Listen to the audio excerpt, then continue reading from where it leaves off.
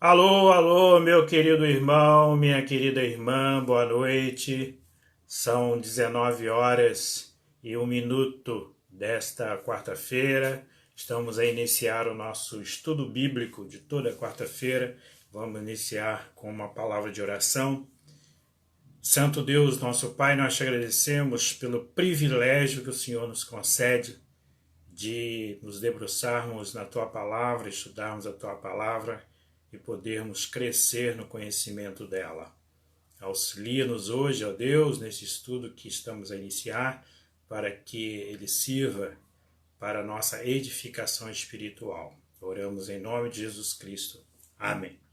Meu prezado amigo, minha querida irmã, meu prezado irmão, o estudo desta noite tem por título algumas desculpas que os não crentes dão para não assumirem compromisso com Cristo e receber a Cristo como Salvador.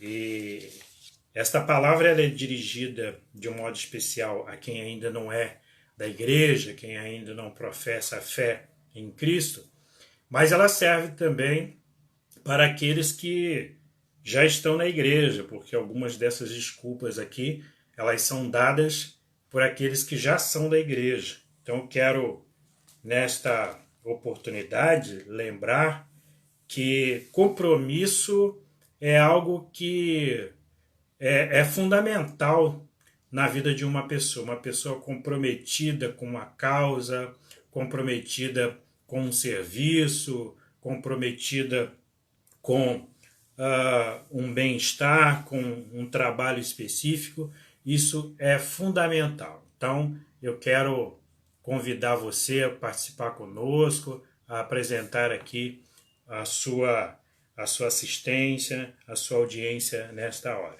A primeira coisa que eu quero destacar aqui, no nosso estudo de hoje, é que quanto ao tempo da escusa ou da recusa desse compromisso. Muitas pessoas dizem assim, hoje não, hoje não. E o que é que a Escritura responde quando alguém diz hoje não? Eu encontrei aqui algumas palavras da Escritura relativas a isso. Em Josué 24:15, está escrito bem claramente lá, escolhei hoje a quem sirvais. Ou seja, o dia de hoje ele é de fundamental importância na vida de toda pessoa. Então, é importante que você escolha hoje a quem você deve servir. Outra coisa importante, outra palavra importante em relação ao hoje não, está dita em 1 Reis, capítulo 18, verso 21. Elias pergunta ao povo, até quando cocheareis entre dois pensamentos?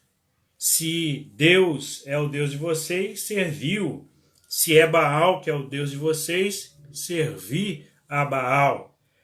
Isaías 55, verso 6 diz, buscai o Senhor enquanto se pode achar, invocai-o enquanto está perto. E 2 Coríntios 6, verso 2, é dito que agora é o tempo aceitável. Então é importante que, quando a desculpa é hoje não, nós nos lembremos que é hoje que nós devemos ter e manter um compromisso com Deus. Porque também é hoje que nós queremos ser atendidos por Deus em nossas orações. Nós queremos ser abençoados por Ele. Então, é de fundamental importância que nós compreendamos, que nós entendamos isso. Ou seja, que nós possamos ter para com Deus, no dia de hoje, um compromisso especial. A segunda desculpa que é dada é dito assim, é demasiado tarde. É para aquela pessoa que, tendo militado na vida em várias frentes, tendo procurado várias religiões, ela está desalentada, ela está sem caminho, ela não sabe para onde vai, e ela já perdeu a esperança. E ela diz, é demasiado tarde.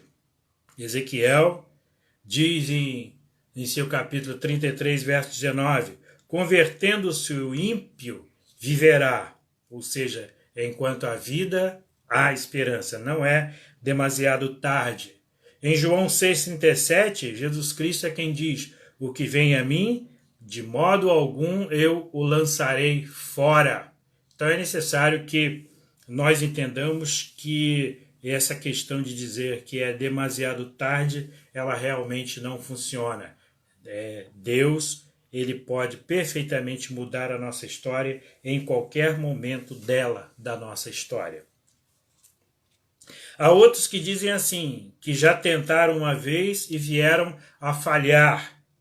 E para estes que tentaram seguir o caminho de Cristo ou seguir a Cristo e vieram a falhar, há respostas bíblicas também para essa pessoa, de libertar-nos. A palavra bíblica diz que nós seremos libertados, conforme Daniel, capítulo 3, verso 17 diz. A palavra também diz que nós seremos guardados, se guardará o nosso tesouro, em 2 Timóteo, capítulo 1, verso 12. O Senhor guardará o nosso tesouro até o dia final. Na carta aos Hebreus, capítulo 7, verso 25, o texto diz que nós seremos salvos completamente. Deus é capaz de salvar completamente aqueles que seguem a Cristo.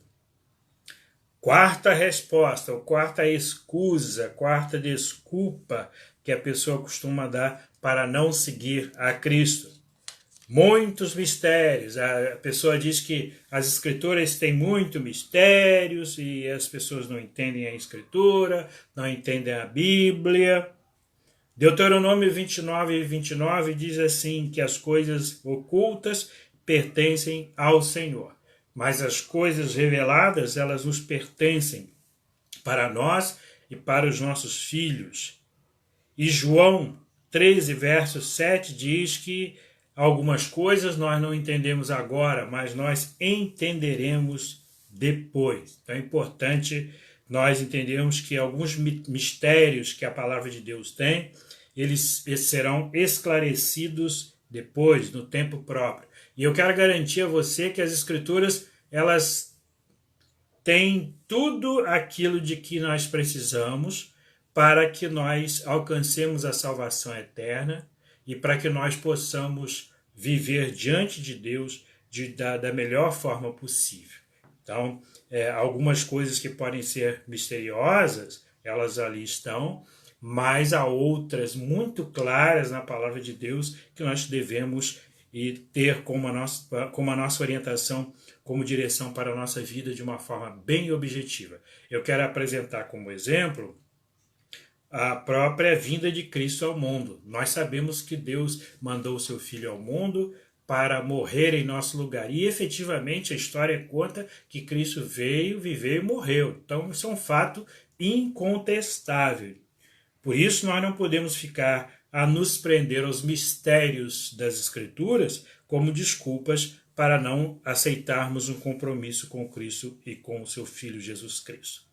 Outra resposta que costumam dar as pessoas: não necessito de um Salvador. Essa talvez seja uma das piores respostas que a pessoa pode dar, porque ela se justifica, ela se considera justificada por ela mesma. E nós não podemos nos justificar a nós mesmos, não há justiça inata vinda de nós mesmos. E a Escritura combate essa fala dizendo em João 3,18, quem não crê já está julgado. Mas o texto esse mesmo versículo vai dizer que quem crê não é julgado, mas quem não crê já está julgado. E o juízo que cai sobre nós é o fato de não crer em Cristo como Salvador. Já é um julgamento sobre nós, essa não crença, essa não confiança em Cristo como Salvador. Outro verso, João 3,36, diz: quem rejeita o Filho, sobre ele permanece a ira de Deus. Ora, se a ira de Deus permanece sobre aquele que rejeita o Filho de Deus, é importante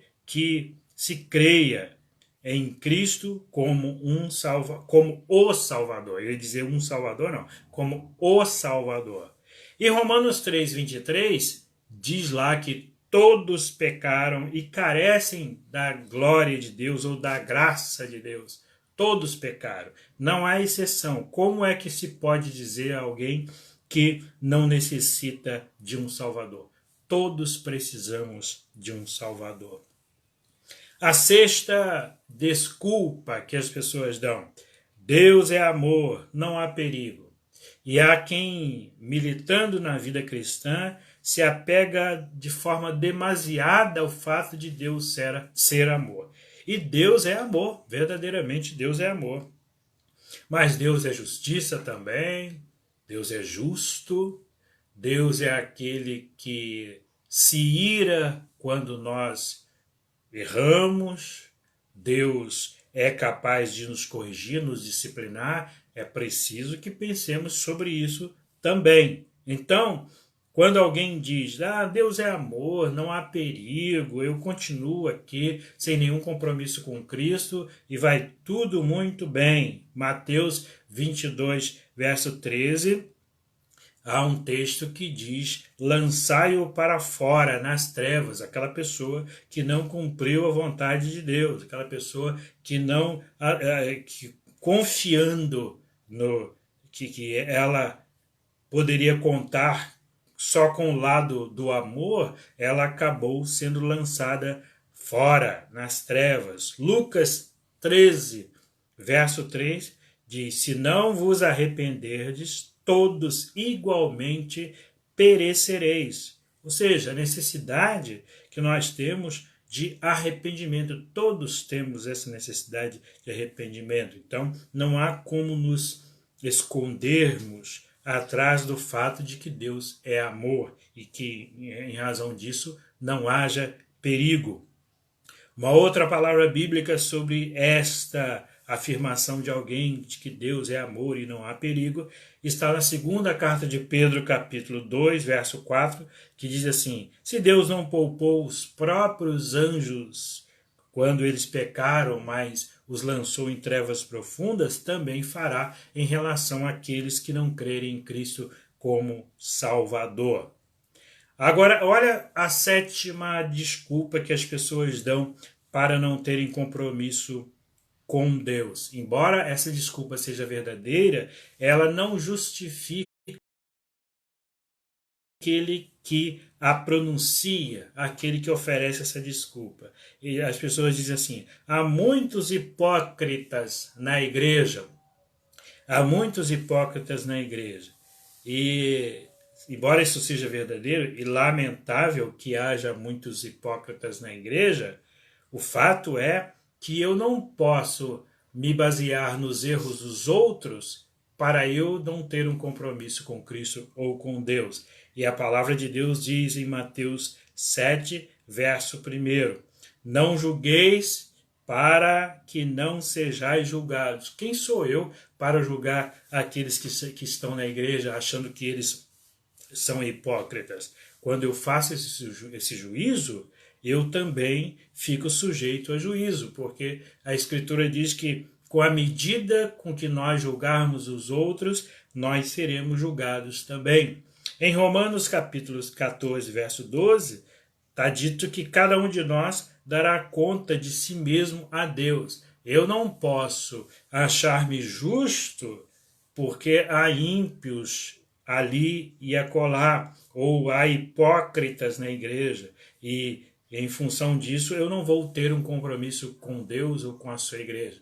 Isso faz de mim alguém que estou querendo justificar-me a mim mesmo. E isso eu não ganho justiça pelo fato de essas pessoas agirem assim. Elas terão que resolver a situação delas com Deus. E cada um dará contas de si mesmo a Deus. A oitava desculpa, são 10 desculpas. A oitava desculpa é, será custoso para mim. Há aqueles que entendem que ter um compromisso com Deus é algo muito caro, há muitas responsabilidades, há muitas exigências. a exigência de não pecar, de não errar, de estar sempre certo. Sabemos que Deus conhece a cada um de nós perfeitamente e nós sabemos que nós não somos perfeitos, somos sujeitos à ira. Talvez o perfeccionista seja uma pessoa que tem dificuldade de assumir compromissos de modo geral e com a igreja, porque ele tem medo de errar, ele acha que ele não tem direito de errar. Todos nós, no momento que nós assumimos compromisso com Deus, nós lançamos debaixo da responsabilidade de Deus, também o fato de nos conduzir, de Ele nos conduzir, Ele nos ajudar, Ele nos auxiliar nos momentos das nossas fragilidades. Então, se você, assumindo compromisso com Deus, com sua palavra, com Cristo, com a igreja, e vier a errar, você pode perfeitamente e deve perfeitamente lançar sobre Deus a sua fragilidade, o seu pecado. E será custoso para mim? Diz o Salmo 116, verso 12, que darei ao Senhor por todos os seus benefícios para comigo. É o salmista feliz, alegre, contente pelo fato de ele, salmista, ter recebido tantos benefícios vindos da parte de Deus. O livro de Marcos, capítulo 8, verso 36, diz assim: que aproveita o homem ganhar o mundo e perder a alma. Se será custoso para você assumir um compromisso com Deus, você estará certamente comprometido com outra causa, com outro serviço, com outro labor. Nós sempre estamos comprometidos com alguma coisa. E deixar Deus de lado, deixar Cristo de lado, para nós nos comprometermos com outra causa que não seja Cristo, isto, sem dúvida, não é uma boa escolha, não é uma boa decisão. E não adianta ganhar o mundo inteiro e perder a alma. Eu vou cuidar primeiro do meu casamento, da minha família, da minha casa, do meu trabalho, e depois então eu resolvo ter um compromisso com Deus. Assuma um compromisso com Deus agora, porque não adianta nada ganhar o mundo todo e perder a sua alma. Em 1 Pedro capítulo 2, verso 24, nós lemos que ele mesmo levou os nossos pecados. Se será custoso para mim, já o foi para Deus. O nosso Cristo levou sobre si. Não será mais custoso para nós do que foi para o próprio Cristo. Então, essa resposta como desculpa para não assumir um compromisso com Deus, ela não é válida, ela não se sustenta, porque o nosso Cristo, ele levou sobre si os nossos pecados. A nona excusa, a nona resposta que as pessoas dão para não assumirem compromisso com Deus é esta que eu leio agora. Não posso deixar meus velhos amigos. Há pessoas que vivem um círculo de amizade, de compromissos relacionais, que tudo que ela faça gira em torno daqueles seus amigos, daquele círculo de amizades. Quando alguém desse círculo arruma uma namorada, tem que submeter esse novo namoro ao crivo, ao juízo desse grupo.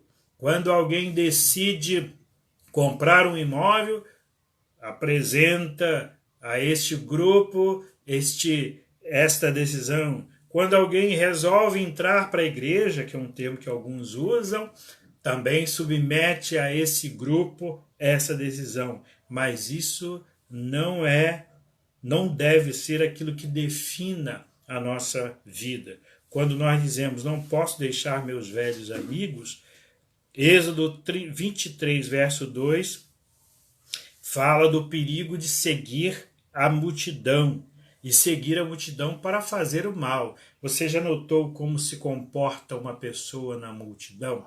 É só você, estando num lugar extremamente povoado, se alguém der uma palavra de ordem, qualquer que seja, aquela multidão normalmente segue aquela voz sem muito pensar, sem muito raciocinar, sem muito refletir. E seguir a multidão pode não ser uma boa escolha na vida, sobretudo se essa multidão não está fazendo aquilo que é adequado, aquilo que é do bem. Então, talvez você tenha mesmo que deixar os seus amigos para ter um compromisso maior com Cristo e com a sua palavra. E se isso vier a acontecer, você deverá optar por aquilo que for melhor, e seguir a Cristo sempre será melhor. Em 1 Coríntios capítulo 33, capítulo 15, verso 33, está dito que não vos enganeis, as más companhias corrompem os bons costumes. Não vos enganeis, as más companhias corrompem os bons costumes. Ou seja, a pessoa que está mal acompanhada, a pessoa que tem ao lado de si aqueles que a influenciam para o mal, correm o risco de nunca chegarem a fazer o que é correto por causa do juízo dessas pessoas que estão ao seu lado. Então, verifique se essas pessoas são realmente suas amigas, porque se elas forem suas amigas, elas quererão o seu bem. E se você entende que o seu bem é estar com Cristo, seguir a Cristo, não deixe se influenciar por ações aparentemente amigas, mas que na verdade são inimigas. E a 10ª desculpa, que é também a última que as pessoas dão, é: serei perseguido. Serei perseguido. Eu não vou entrar para a igreja porque a verdade é que muitos me perseguirão pela minha escolha. Olha o que a Bíblia diz sobre isso. Em Mateus 5, verso 11, a bênção do Senhor na perseguição. Aqueles que são perseguidos por causa do Evangelho, bem-aventurados sois quando por minha causa vos injuriarem e mentirem. Nesse momento que nós somos perseguidos por causa do Evangelho, nós, na verdade, estamos lucrando, nós estamos ganhando quando nós somos perseguidos pelo Evangelho. Há muitos no passado que foram perseguidos pelo Evangelho, por seguirem o Evangelho. Eu quero mencionar uma história rápida, a história de um homem chamado Policarpo de Esmirna. Eu já devo ter contado essa história numa outra live, mas é sempre bom a gente recordar a história de Policarpo de Esmirna. Policarpo, que era dessa cidade, Esmirna, um crente fiel, e já contava 86 anos. E ele teve a oportunidade de negar a Cristo para não morrer. Se ele viesse a negar a Cristo, ele não morreria. E já estava preso a lenhas, a uma fogueira que seria acendida ou acesa para que ele viesse a morrer, queimado.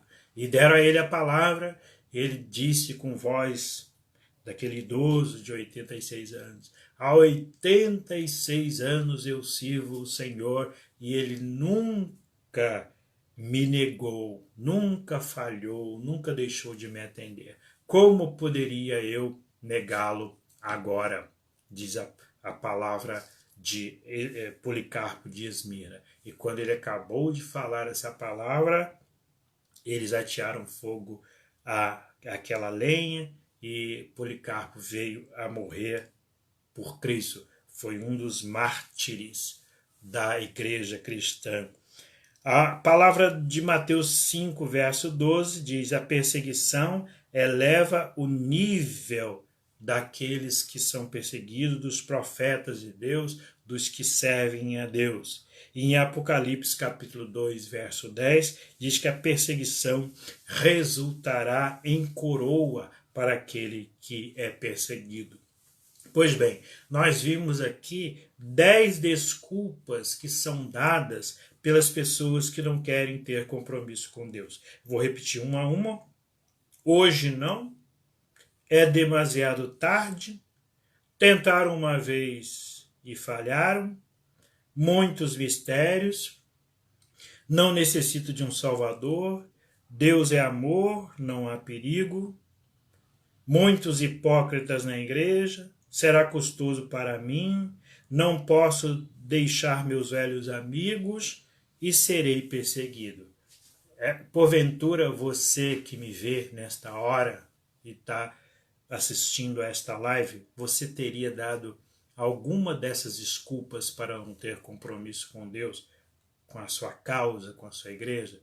Se você deu qualquer dessas desculpas aqui, eu quero concitá-lo, eu quero aconselhá-lo a rever essa desculpa e receber ainda hoje a Cristo como Salvador, a crer nele como seu Senhor. Quem crê em Cristo, diz a Escritura, tem a vida eterna. Da própria palavra de Deus, que quem crê em Cristo tem a vida eterna. Quem crê em Cristo também não é julgado. Pelo contrário, esse juízo que sobre esta pessoa recairia, já terá recaído sobre o próprio Cristo, o nosso Senhor. Qual é a sua situação diante de Deus, meu caro ouvinte, meu caro amigo, você que assiste a esta live? Qual é a sua situação diante da Escritura, diante de Deus? Eu espero profundamente que você, tendo essa oportunidade hoje é que dia? Hoje é dia 3 de junho de 2020. Se você está tendo essa oportunidade de ser confrontado com seus próprios pensamentos, e esses pensamentos em relação a Cristo, é porque o Senhor está falando no seu coração hoje, para que você tome uma decisão e receba a Cristo como Senhor e Salvador. E não fique a dar desculpas como essas mencionadas aqui. É possível que você tenha outras que não foram referidas aqui, mas seja qual for a sua situação, qual for a sua vida neste momento, onde quer que você esteja, que você pense em retornar, ou tornar, melhor dizendo, vergar, converter o seu pensamento, voltar o seu pensamento para Cristo, o Senhor e Salvador. Porque Ele sim, Ele deu a vida dele na cruz do Calvário para que nós tivéssemos a vida eterna. A palavra de Deus em João capítulo 3, verso 16, diz assim: porque Deus amou o mundo de tal maneira que deu o seu Filho unigênito, para que todo aquele que nele crê não pereça, mas tenha a vida eterna. Eu quero que você tenha a vida eterna. Melhor do que eu querer que você tenha a vida eterna. Cristo morreu. Ele não somente quis, mas ele morreu na cruz do Calvário para que tu e eu tivéssemos a vida eterna. Crê em Cristo como Senhor e Salvador. Tenha um excelente final de noite. Deus abençoe sua vida, a vida da sua família, com muita paz, muita saúde na sua casa. Um abraço fraterno.